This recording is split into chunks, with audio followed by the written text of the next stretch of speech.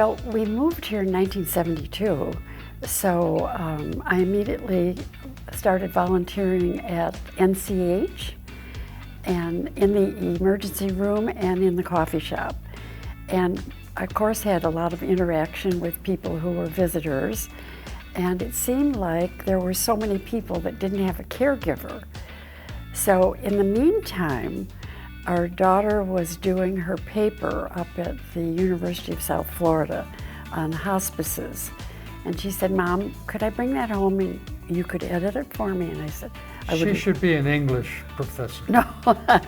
Anyhow, I edited for her, and then it twerked my brain that this is exactly what we need in this community. It started out as an idea, and then as a dream, and then an obsession. I got to meet Mr. Crone, who was the CEO at NCH. So I thought, well, you know, the person I need to present this hospice interest to would be Mr. Crone. So I drew up a plan, a sheet of paper, and I asked for an appointment, and I went in and I said, "Mr. Crone, I would like to show you this because I think you could have a hospice here on the campus." I said, "That's my vision." He said, "Well, Glenna, that is not my vision." And so I thought, well, he thought a few minutes and he said, "Why don't you go across the street and talk to Dr. Schneider, who is in the hematology center. Now it's the Lutgert building." So that sort of cut me off a little bit, but I didn't give up. I went across the street and talked to Dr. Schneider, and we clicked. He was just wonderful. So he said, "I have an office that I'm keeping for an assistant, but I'll show it to you. And if you think it would work for you, you will be able to have it." And I said, "Oh, that is so exciting." So I looked at it, and it was probably 12 by 14. And I thought, well, you know, that's room for 3 or 4 desks. So I said, "We'll be happy to occupy this room." In the meantime, to just backtrack a little, I needed to gather up a group of people. So we needed the help of the newspaper. So our neighbor in Aqualane was the editor. So I walked across the street and I said, "Do you think, Corbin, that you could do a little advertising for us?" And he said, "Anything you want, I'm willing to do." He liked the concept. So he wrote an ad, or we wrote an ad that said, "Anybody interested in joining our hospice program from the very beginning, show up at the Naples Depot at this particular date." So I thought, you know, there may be 10 people or 2, I didn't know, but about 40 people showed up, and it was like, oh, how wonderful. Anyhow, so I gave my spiel about what I saw as our mission and how we could accomplish it together. And after the meeting, everybody that left had signed their name and their phone number. About 4 ladies stopped, and that became the core group of our original hospice organization. There were times that it was very daunting, and I would go home and say to Bruce, you know, this is a big job. And he would say, "Pretend you're walking through a room full of molasses, or that you're eating an elephant one bite at a time." Well, as time went on then, I kept learning and visiting. I visited other hospices around the country. Then, let's see, we needed a board of directors. Well, where do you do that? All I thought of was all the friends that we have and connections, because in 73, it was a small town and we all knew each other. We had some pro bono help. Oh, all of it. We didn't pay anybody. If there was anything that cost money, we just got in our pockets. I got in his pocket, my pocket, any pocket I could reach. She knows how to ask for money. I do know how to ask for help and money, and everybody in this community is so gracious. So anyhow, we put together a board of directors, a couple of doctors, a marketing person, attorney, CPA, and a psychologist.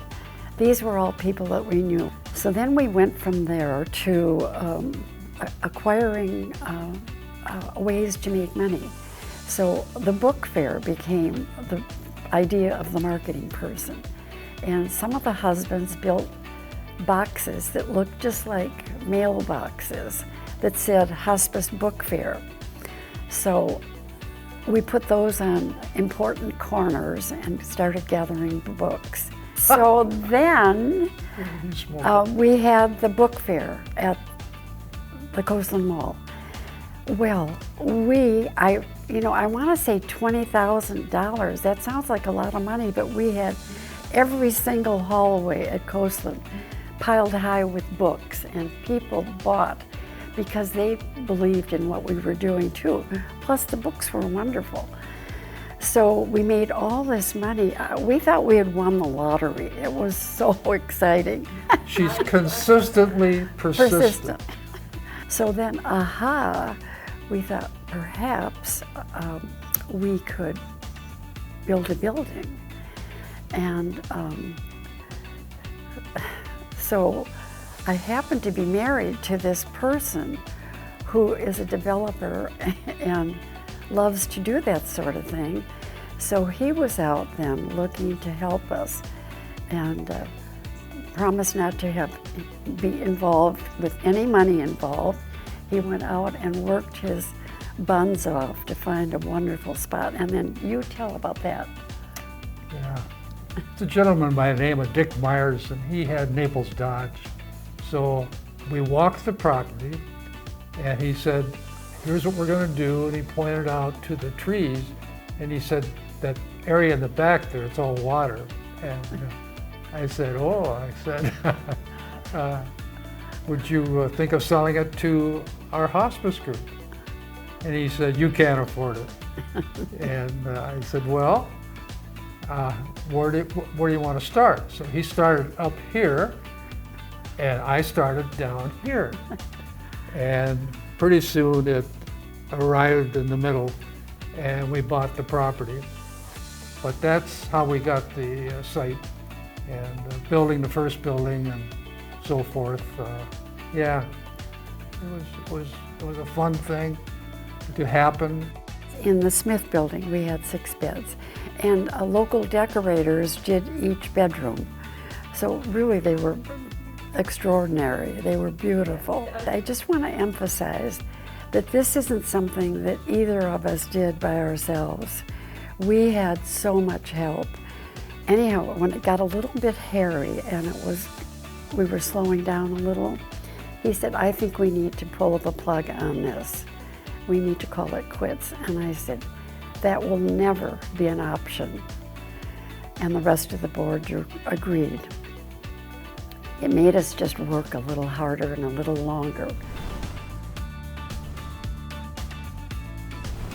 We knew them, and he ended up with lung cancer. And he was the most wonderful friend. Head nurse and another nurse went over and did an assessment and realized that his time was very, very limited, perhaps a couple of days. So we didn't have our a certificate of need. Did we know? Did we need that? Nobody had mentioned that to me. So Mr. Crone got one of his people who were attached to Tallahassee to rush the process through, and they said it's in the mail. So we went ahead, and he was our first patient. And Anne and their daughter were there and able to crawl in bed with him when he died. So that's the story of our first patient. Nobody could have been a more wonderful patient to take care of. They're all wonderful, but he was very special to us. It was extraordinary because, and to have the first patient be somebody that we knew and loved, and we knew there were other patients out there waiting for us, and now we were legitimate. We could actually admit patients. We kept in touch always with the hospital, and we were getting referrals, which is really nice from the doctors and from the hospital. And we just kept moving forward. But it was really a wonderful experience. It was all the time, it was like, thank you, God. We were so appreciative. I just wanted to say the people that are here now over time have evolved into very professional, very warm, very hospice-hearted individuals. And I can't say enough about that. That's a big deal. Just a sec, I want to say Bruce coined the phrase a hospice heart, and we've used that in a lot of our work. Bruce was so supportive through this whole thing, and always had my back. I needed to know how much work it is to be a nurse and appreciate them and the kind of jobs they do. And I thought I would learn a lot about caring for a patient. So I decided, because our daughter Beth became my partner, that I could take a year off and go to school. So I always wanted to be a nurse. So I thought, well, I'll go out to Lorenzo Walker and I'll take the LPN course, which is really the first year of the RN course. Very difficult. And I thought, well, I'll just breeze through that. Well, I would leave home. I'd get up at 6 in the morning and study, and then at 8 o'clock get on my white scooter.